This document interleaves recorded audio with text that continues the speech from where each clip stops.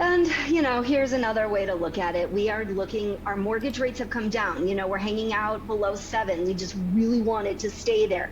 What we do know is that the mortgage rates have had a very direct impact on our purchase applications. You can see as our interest rate has gone up, our purchase index has gone down. And this is a snapshot. I kind of stepped out bigger. This is over the last 10 years, really to illustrate that we are hanging out at lower rates than we've been in the last 10 years. So it's not even so much, yes, they were very high in 2021. We had a lot, because our interest rates were so low, we had a ton of purchase applications, but it's also, keep in mind, we are running lower, not just in the last couple of years, but it's been over the last decade.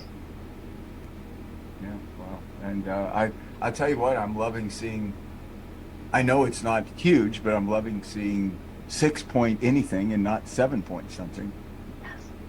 And it's one of these really tricky things. I didn't include it, but I do have a quote from Ivy Zellman. She's one of my favorite housing analysts. She does a lot in regards to new home analysis.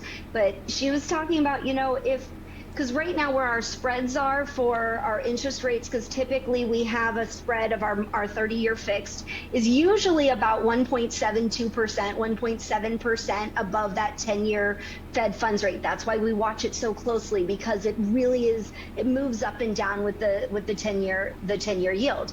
And right now we have a higher spread than normal.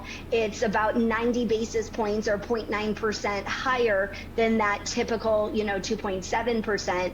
And so she's kind of talking about, if we say this came down and we're hanging out at 5.9, 5.8, that comes down. Now, all of a sudden, we've got this pent up demand. We're going to see some frenzies, and we expect prices at that point would start really increasing very, very quickly because, and I will show it, we do have added inventory, but it's not gigantic.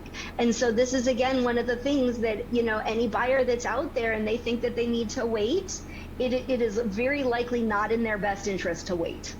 Yeah, I would agree. And that's something I think a lot of your peers aren't aware, that even if, let's say, the Fed rate didn't change, but if that additional point 0.9 premium over that rate, that's really what you're saying, over what's Yes. normal, there's almost a 1% additional premium over what the normal premium over that rate is, historic premium, let's say.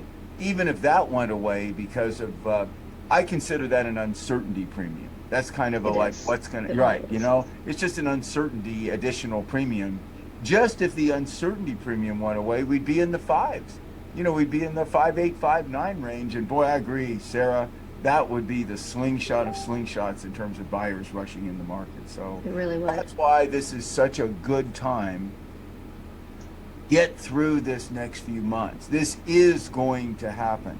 I think prices are going to moderate and maybe come down a bit in Arizona. Sarah and I both Yes. predicted that. But, and it's a big but, we both feel strongly that it's going to turn around. It's going to be a slingshot. There is going to be a lot of money to be made next year. And this is the year that you build your brand, you do business, you make money. You weaken your competitors.